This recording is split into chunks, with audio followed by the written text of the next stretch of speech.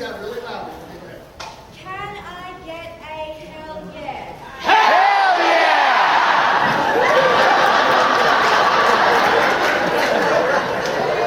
Now let's do it loudly. Can I get a hell yeah?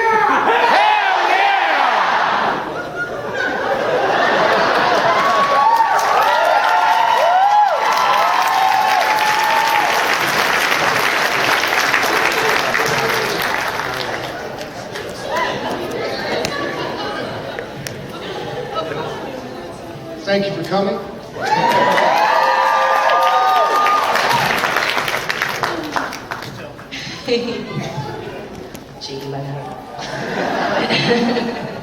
Apparently, Angela, Farscape is now a classic because it's over 10 years old. Over 10 years old. It's a classic. Like a car. Okay. So it's gone up in value? It's like vintage television. Wow. Hello? Thank you for waiting. No, we waited for you. What's wrong? I know, that's what Okay, for those of you who don't know, this is Miss Virginia Hay. Hello.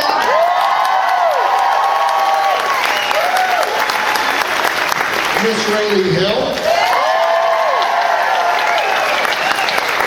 This is Miss Angela Dean. And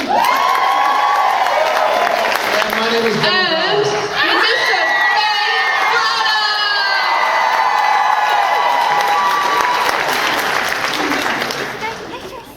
And that's it, goodbye. Angela, take it over. Okay, I was going to ask some questions, but first I think we'll get started. There's a microphone back there. The gentleman's raising his hand. Go ahead and line up with your questions for the Farscape panel, because there's a lot of people here and you probably all want a chance. I know, it's super bright. I know, now we can't see you. How's it going? Hi. I got a baby here too. Say hi. You got a baby. Sweetheart. Does the baby have a question? Doesn't look like it. Question for you, because I know you don't have an exact count. What percentage of all of the episodes of Farscape involved you just being chased around the ship for an hour? Good question. I actually logged it in miles. 346 miles. 46 miles. What percentage A week. of episodes involved us being chased around the ship for hours? I would guess like 50. Yeah. 50%. Yeah. Good question. Hello. Hello. We appreciate you coming out and standing in the crowd with us. That's great. Thank you. But I feel bad. This nice lady over here, we exchanged taking pictures of each other, and I'm a sucky photographer. Well, we'll be the judge of that when you post yours online. But I was just wondering if we can make it up for her so she can get a decent picture. Oh, sure. Where is She didn't have her camera? I took the picture, and I suck at photography. So. I'm sorry, what was your question? Yeah. That was it? Oh, that was it? Oh. Can we get a photo with your partner? Correct? No, she's a stranger. We just decided to take pictures while we were out. Sign language.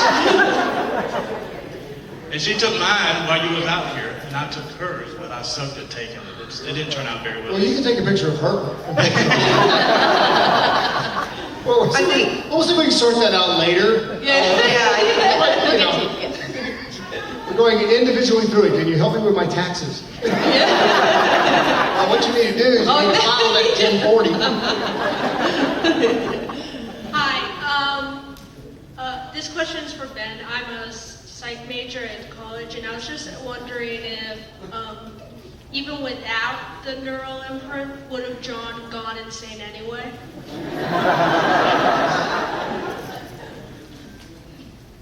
That's a good question. Okay, so, I was a psych major too. Oh yeah. Oh, crazy Dog. John. Yeah. I psychology degree. You can go insane. My position on it is that by the end of season 1, that John was unstable because of everything that was happening to him and because of the torture. So the answer is whether you would classify it as insane or something else. I think he had some serious problems, regardless of whether he was having a chip in his head or not. The writers felt that they wanted the chip, and my take on it was he was imagining him anyway. And they said, no, he's not imagining him, it's real. I said, good. So, I think that, I think realistically, if you think you're going to be in space for like a couple of hours, and you think you're going to spend the rest of your life in a spaceship, a living ship at the other end of the galaxy with these people, that you would have some problems. You might want to talk about it, and you might need some help. Yes. Thanks for being here. I'm always curious how often actors come up with additional lines or things to put that benefit the script. And this is directed at Ben. Two specific lines. I probably won't quote them right, but you refer to the DRD with one blinking light as DRD Pike. Yes. And in, I believe it was the Peacekeeper Wars, you referred to the commander on the other ship as Commander Sleestack. And I was wondering if those were in the script or your ideas. I think that Ray Lee and Virginia can verify that I never went off the script. Yeah, right. Particularly bad when Ray Lee showed up at the beginning of season 4, because it grew over time. Yeah. You could relate how it was. I don't recall ever leaving the script. Yeah, right, okay. The lovely little nickname I got. What, Sputnik? Yeah, nice. So sexy, Sputnik. That's great. It's very sexy, Sputnik. To you, but you're twisted. It depends on how you say it. Ready? I'm not gonna do it. Hello, Sputnik.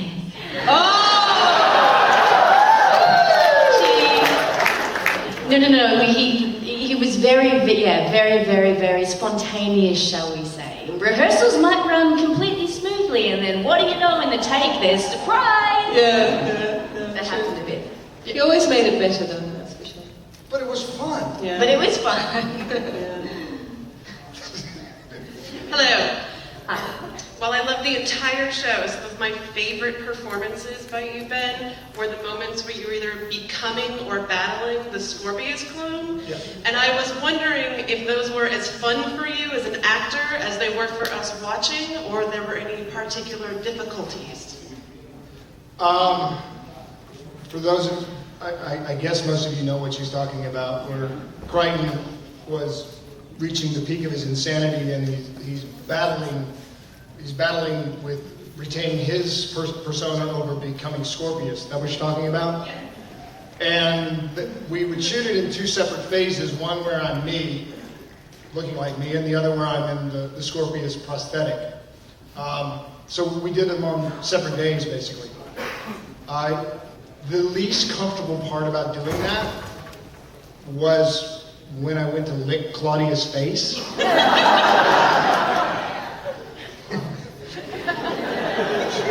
She wasn't happy. It wasn't in the script.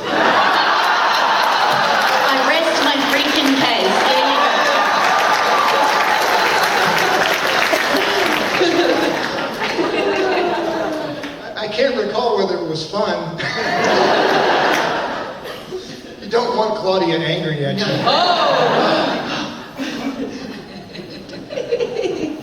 Yeah, it was fun. Next question. Good afternoon. I first got to see Farscape through this Christmas because of a friend of mine from Russia. Mr. Tune.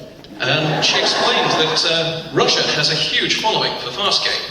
And incidentally, they'd love it if you do a convention out there sometime in Moscow. Not now with the fires and the smoke, but sometime soon. Sometime in the winter. Yeah. They need something keep them cheerful. But one thing she pointed out is there's actually a lot of Russian imagery in Farscape. The peacekeeper symbol, the white silhouette on the black with the red triangle, was the symbol for one of the armies during the revolution. Yes, it was a Bolshevik symbol, yeah. And in the 1812 episode, you were basically playing the character of Foolish Ivan, this Russian folk hero who somehow keeps screwing up, but everything comes right for him. Was this something sort of intentionally briefed up on? Or was this a writer's joke? But everything comes right for it. Yeah, I played that character for the whole series.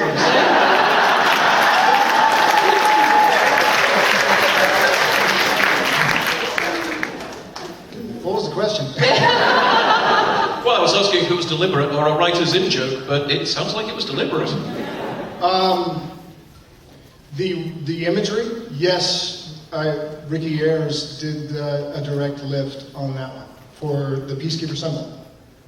Yeah, and so the Peacekeeper, a lot of the patterning and ideas behind the Peacekeepers were sort of taken out of that propaganda style of art from basically the 20s and 30s that the Russians were using. So I believe that was a conscious decision.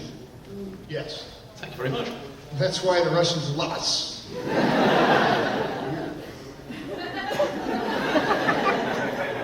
Have you ever been to Russia? No. Never. I haven't either. Would like Anybody here been to Russia? Yeah?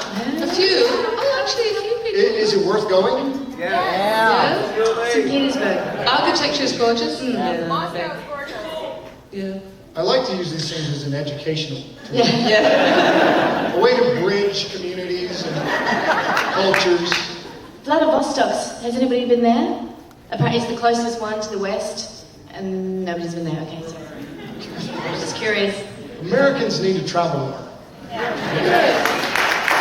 Well, you need more holidays. And Australians need to.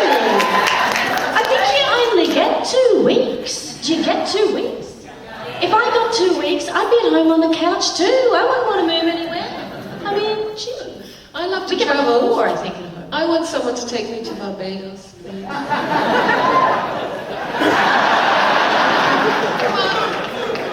You know there's always going to be a taker when you say that. I don't know, like most Americans just want a job.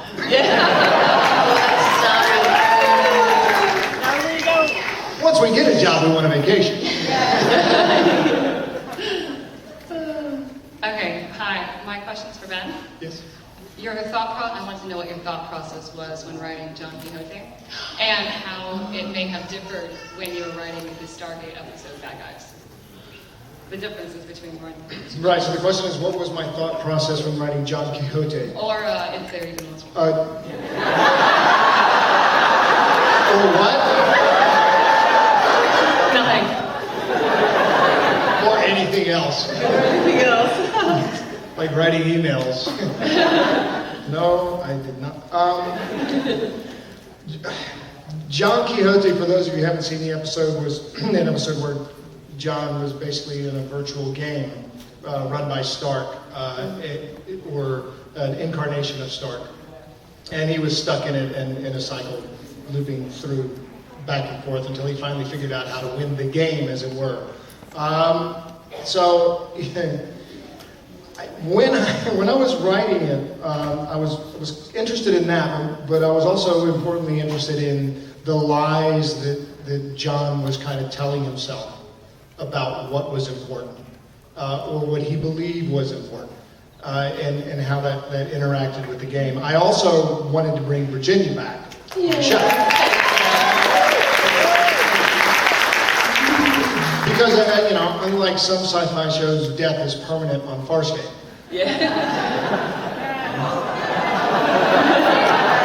Not in season 3 yet. She was dead. No. You just thought she was dead, but we did actually lose characters, and Zan was such a beautiful addition to the show, and Virginia did such a wonderful job with it. That I really wanted to find a way to bring her and that mythology that Zan had, and how important she was to John, back to the show. So the most common comment that I got, the most common comment I got about it when people read the script was, "What have you been smoking?" I thought it was just kind of normal.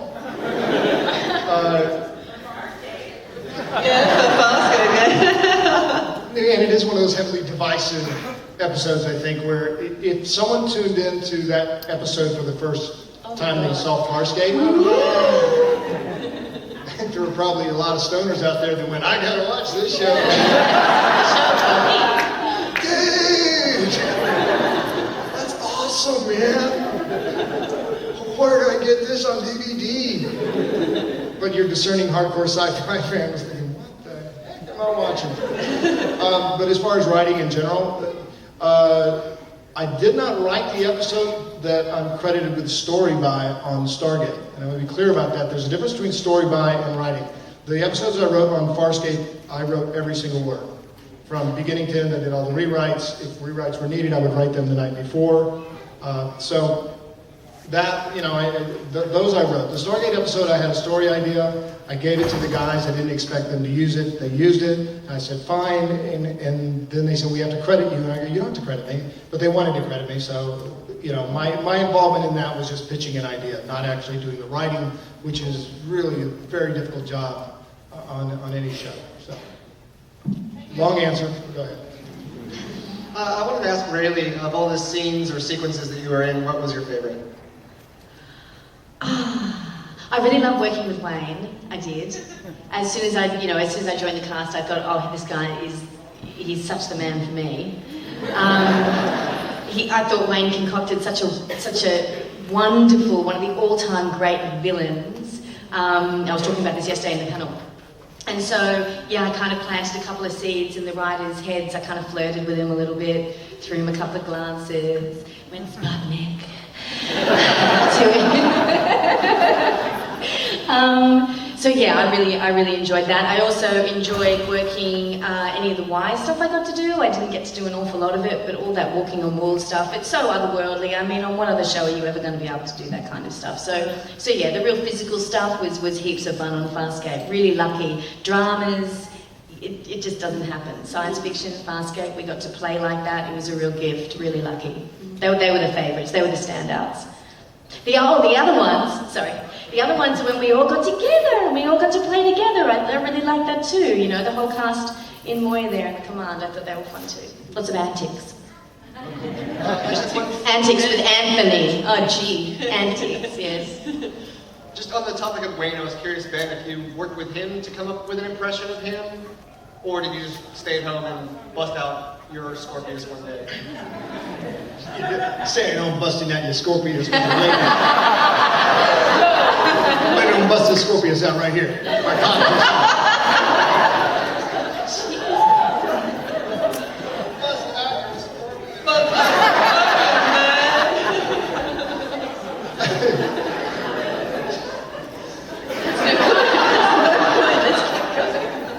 I think we can leave that one there. That's the best answer I've ever had. No problem.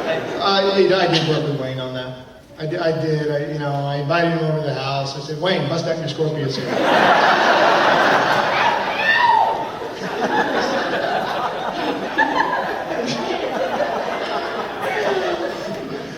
Next question. How do you follow that? I just got into the show and I really like it. It's funny that you mentioned it. The last episode I left off on before coming here was the one where Zan exploded and died. That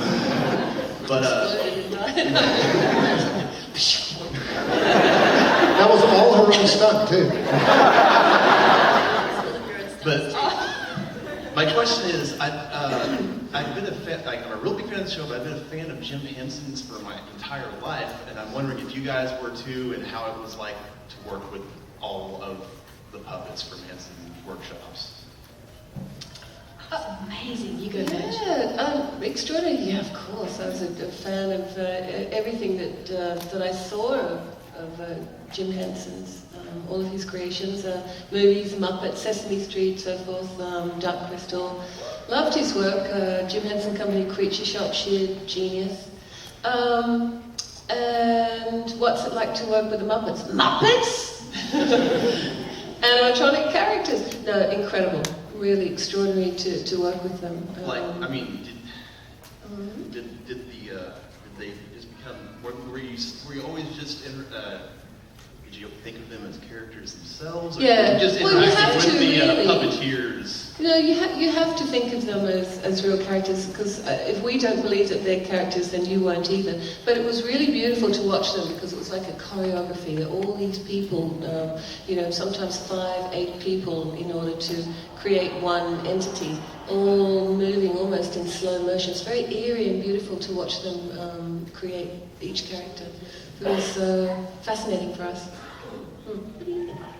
Oh no, I completely agree. It was amazing to work with the creatures. They were beautiful, and it was a dance. You watch them all. They just out of sight of the camera there underneath you. You got to be careful not to tread on them. It was a dance between us and them. And as Virg said, you do have to you believe that they're real, otherwise you won't. They were just more cast members. It was great. I was terrified to work with Brian. Absolutely terrified. I got a status symbol thing. No, he's a scary guy. I couldn't. He's absolutely gorgeous. Oh God! No, it wasn't until the rap party that I could look at him in the eye and go, "Yes, Mr. Hanson. Yes, Mr. Hanson." Oh. But no, he was great to work with. He was. Shush you. Next. Hi, I was wondering, Farscape seemed like it was such a fun show to be working on, and I was wondering if there were any kind of behind-the-scenes antics or any kind of anything that was just kind of fun going on. Yes. Anybody? In a word. And if you could share. Lots of antics. Anthony Simcoe, who played Dargo.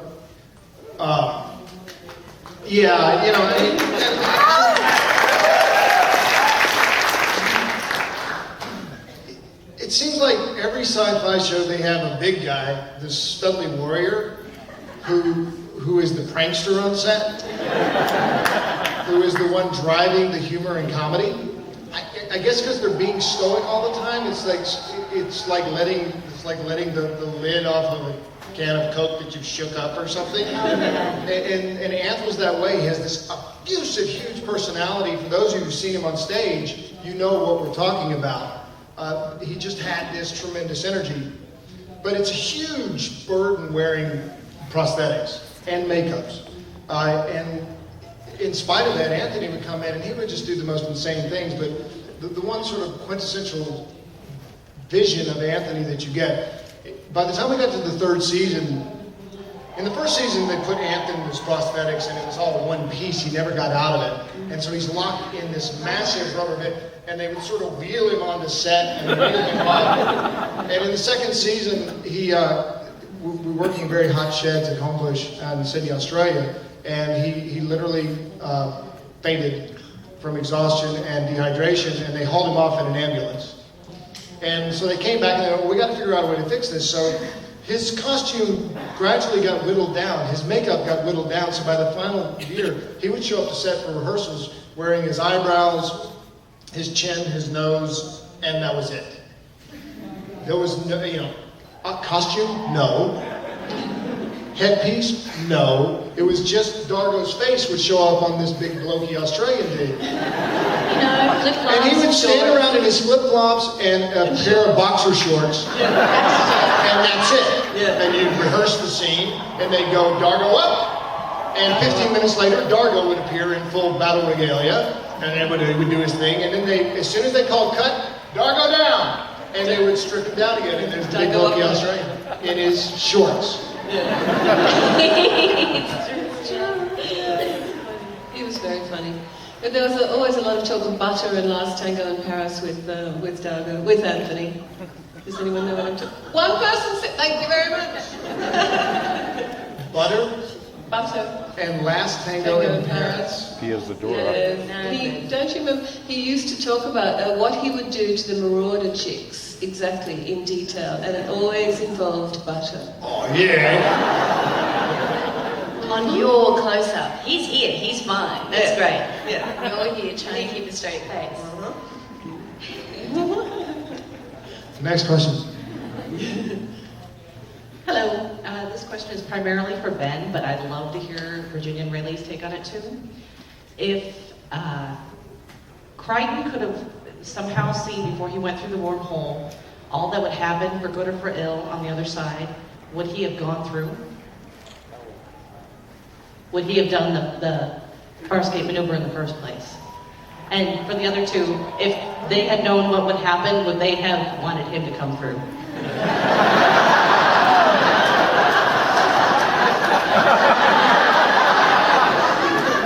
You guys can take part B first.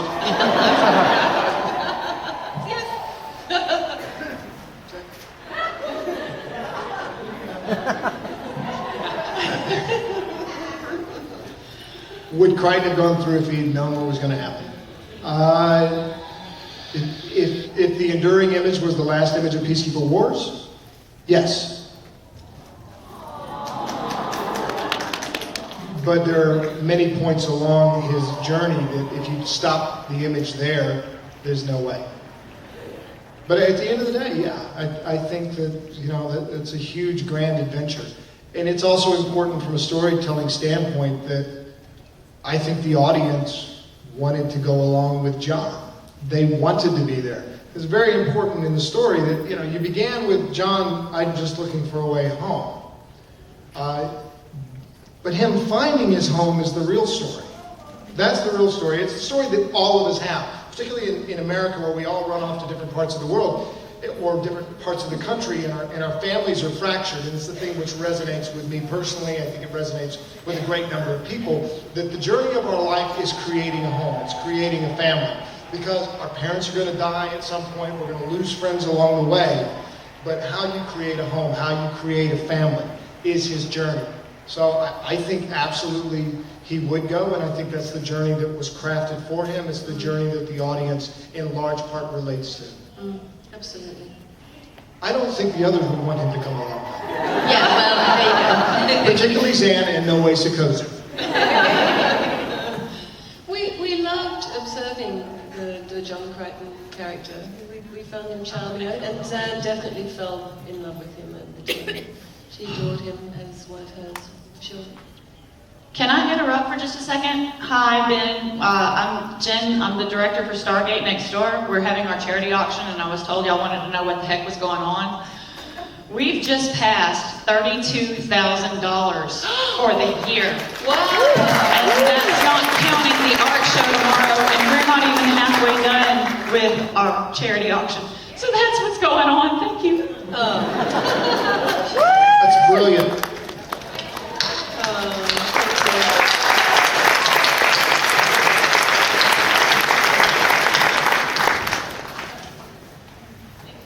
Okay, next. Hi, I wanted to thank you guys for coming out. Virginia, I had a chance to talk with you yesterday about what personal parts of your life you infused into the character of Zan. And Ben, I'm a Tar Heel as well, and so I was able to recognize a lot of the stuff from the show that was local flavor there. And I was just curious what other elements really came through that influenced your character, and how much was you, and how much was them, how much was the writers sort of directing it. Was that directed at me? I'd love to hear everybody's answer. Yeah, how much was Ryder and how much was us? Virginia? Well, I think 90% was, of course, Zan was created by the writers, so 90%. I think I probably, over the time, had 10% influence, 10% icing on the cake, I call it. Just adding little bits and pieces, thoughts, movements. When they said Zan chants, Zan prays, Zan heals, I just add little things from my past into her. But I think it was 90% written by the writers, of course. 10% me. When I arrived, my character was a little bit ambiguous, and we kind of incorporated that into Sikozu. It was quite fun never knowing which side she was going to bat for. At the end, she was going to bat for the side that she thought was going to win. She was not a loyalist at all. I don't tend to intellectualize too much about my characters. I don't tend to think too much about them. I just sort of run on instinct, I guess. And I also I've never fully understood the whole you become your character thing either. That doesn't work for me either. That doesn't translate for me. So I bring out certain personalities in myself, certain characteristics and personal characteristics, traits in myself to sort of slot into a particular character. And for Sokozu, she was very arrogant and she was very patronising and she was very steely, and I've got all of that in myself to varying degrees, and so I just sort of amped those particular attributes up. And as I said, in the early days it was very murky, it was quite ambiguous, we didn't know quite where she was going to sit. So, did I contribute to in the writing? They were very open on Farscape to go into the writer's office. They welcomed you with open arms. They were always looking for new ideas. So that was fantastic, because a lot of shows don't do that. Not so much verbally, I didn't spend too much time in the writer's room, but as I was talking about before with the Scorpius thing, I kind of dropped those seeds just in the performance with other scenes. I sort of threw a glance here and the writers picked up with it and ran with it. So yeah, to a certain extent I did kind of build with the writers, the character, yeah. In the beginning, the character is a creation of a writer. He sits in a dark room and he puts the words down on paper and he imagines this guy, or this girl, or this alien, and this world that is going to be presented to the audience. John Crichton, though, is, in its inception, belongs entirely to Rock Me as O'Bannon. But then it goes and it gets handed to an actor who comes into a room, and that influences what Rock sees, and then what David saw when he was there. And then the directors would come in and say, what about this and what about that? And you have other writers that come in. And you have production designers that come in. And then one day the whole cast sits together and they read the words. And they're face to face for the first time. And what you're wearing changes the character. What that story is changes the character. The idea that the guy who runs the generator for the lights feeds in your ear one day, you go, oh, that's a really good idea, I'm going to use that. I think that John Crichton is, to that point, a collaboration of thousands of voices and thousands of ideas, and I become a kind of cipher. Certainly my experiences and my training and whatever else it is that I have that I bring to it, my voice, whatever little nugget that's in the back of my brain that suddenly I'm going to say, it influences the character. But the final analysis is when it is presented to an audience and how you perceive that character. It only exists, John Crichton only exists with an audience, within the context of a story which is told by thousands of people who sweat day in and day out. The crew on Farscape was amazing. The cast had ridiculous commitment to it. When it was canceled, the crew cried. Crews never give a crap about the show. They're working on, they care about the paycheck. The crew cried when it was canceled because they cared that much about the story we were telling, about what we were presenting. But at the end of the day, John Crichton belongs to the audience.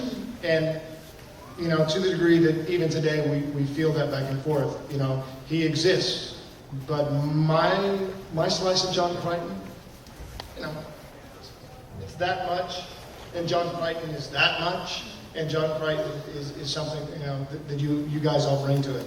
And the individual ideas, as they pop up and become this thing, it's a miracle, I think. It's a miracle it exists. But he's a credit to great writing and to tremendous commitment from thousands of people and to an audience that sat patiently and watched him develop and grow and fall and get up again.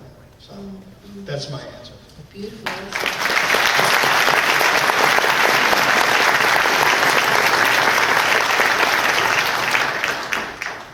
So I probably, like everyone here, was very upset when the series ended.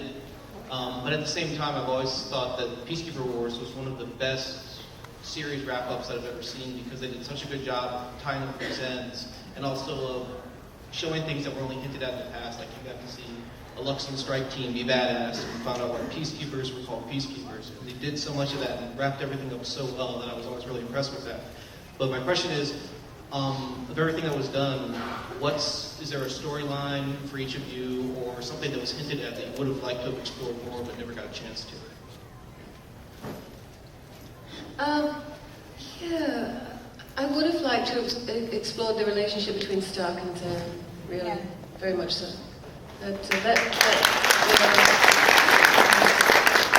that ripped me apart, not being able to pursue that any further. So that definitely for me. I probably would have liked to have had more S&M scenes with Scorpions.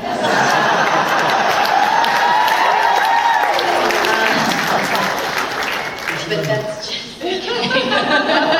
That's just kind of It's bland. like a warning to watch what you say.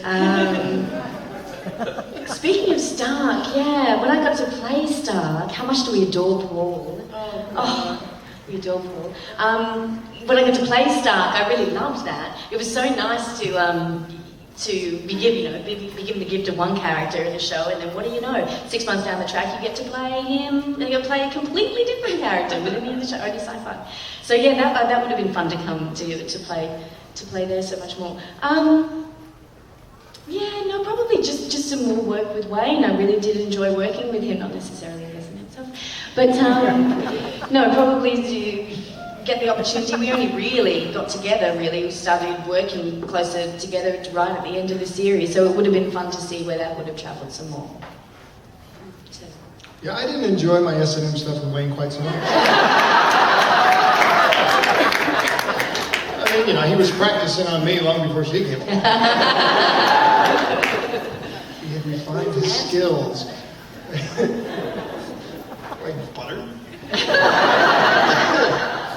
I was very lucky. I got to play so much that I don't really have any regrets about what I had to do. I'm sure that there are moments that are missing in that journey of John Crichton to that point. I'm far more interested in wondering what he's doing today.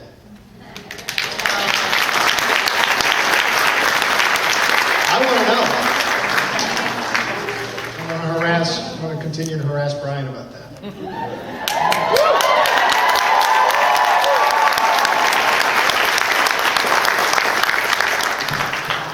Hello, my name is Talia, and I just want to say big up from Trinidad and Tobago. I think when Farscape was cancelled, I was the only one in the country crying. But my question is about season 3, the Crichton dynamic. Yes.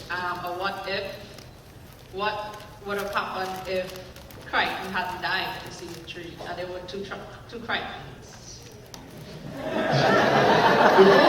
The question is I'm being reminded that I'm on DCTV.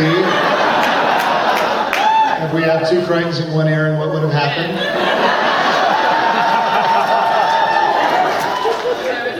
Now, for those of you who haven't gotten to season 3, just go ahead and close your ears. It's a really good storyline. You don't want to hear about it just yet. I can't believe we've given away anything from season 4. While I'm at it, how many of you are still progressing through 1, 2? Just show of hands. You guys haven't gotten through to the end of the show yet. Okay, well, if you haven't gotten through, you have to leave now. They're selling stuff over in Stargate. But it's for charity, so it's a good thing. The question is what would have happened if... Close your ears. I'm serious. What would have happened? What would have happened if John hadn't died?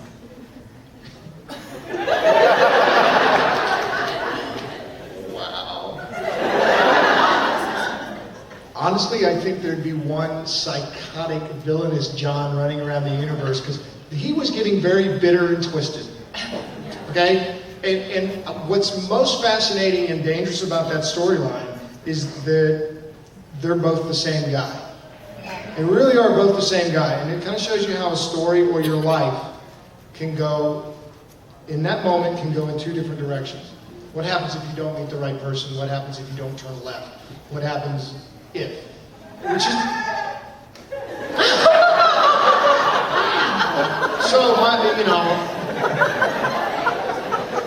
but that's what science fiction does well. It does the big if. And this is one of those big ifs that we ask ourselves throughout our life. What happened if I didn't go to school here? What happens if? Because our life is filled with these what if moments. Well, here on screen for over half a season, at risk of getting canceled immediately, at the risk of disenfranchising an entire audience who's going to invest in one John over another John, humongous risk-taking in the storytelling. We now have the real what-if question, and you saw what happened. And I think that's really cool. Now, if they both lived, I think that one of them might have gone very, very bad. Just my opinion. If it might have been a case, Aaron just going mini by the move. Literally, life sometimes comes down to that. And so, if you're happy in your life and you're happy with your relationships and you have healthy children and a good family around you, you can count yourself very, very lucky.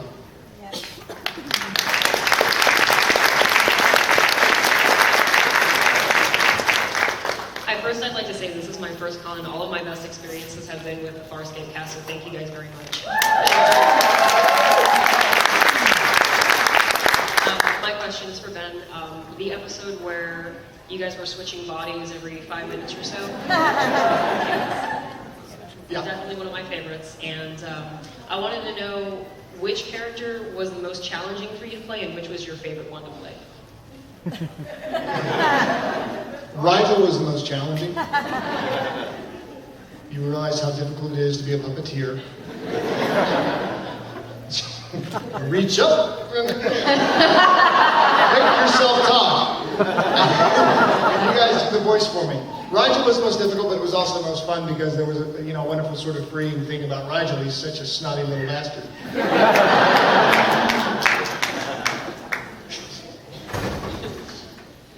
Next question. My question is for Virginia. How does translate? How does what? In the episode in the first season when you were in the, you visited your people and you went to the priest and he asked you, he was challenging you, and his question is how does, translate? It's like calling you a coward, basically. Oh, like a chicken. Yes. Is that what you're doing? Oh, gee, that's very cryptic, that one. It translates as, we're not selling bananas today. Yeah.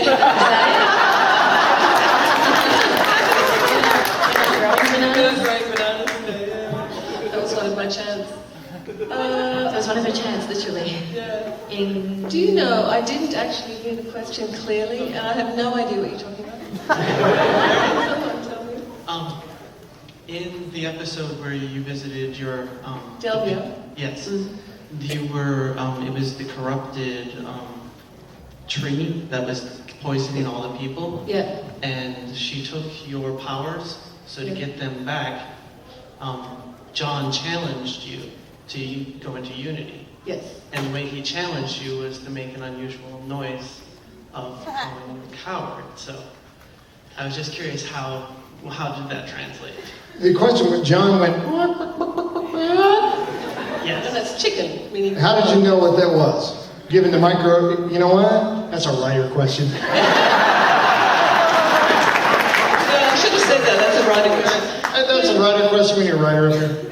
No, he was just calling me a coward and challenging me. The bark bark bark just means cow. Those translator microbes are amazing. Hell, I don't understand John half the time. Okay, my question's for all of you. How did you all get involved in Farscape? And was it anything you expected? I auditioned for Farscape. It was nothing like what I expected. Ditto. Big damn hat.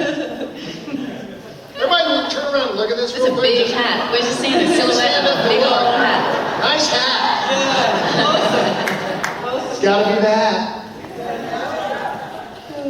I tested for Farscape. I was a latecomer. I'd heard about this production being filmed in Sydney, and every now and again I'd come across a friend who worked on it, and they all came off going, wow, it's so much fun, you get to do this, that, and the other. So yeah, I was really looking forward to the opportunity to working on it, because I had the benefit of hearing what a blast they're all having. And I auditioned for it in the very beginning, and went through the process with everyone else of trying to find our characters. It was very exciting, particularly the first, say, 7 episodes. Scary, fabulous, exciting. And yeah, it was everything and more than I expected. Seriously, it was incredible. Thank you. welcome.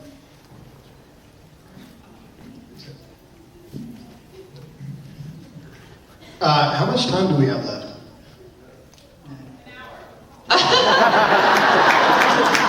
That's what I thought. We got an hour left. Good.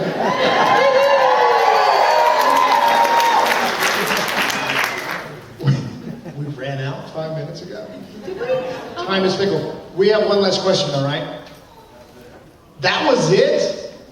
Oh, one more. We started late. Come on. Okay, so, Ray Lee, you want to try this again?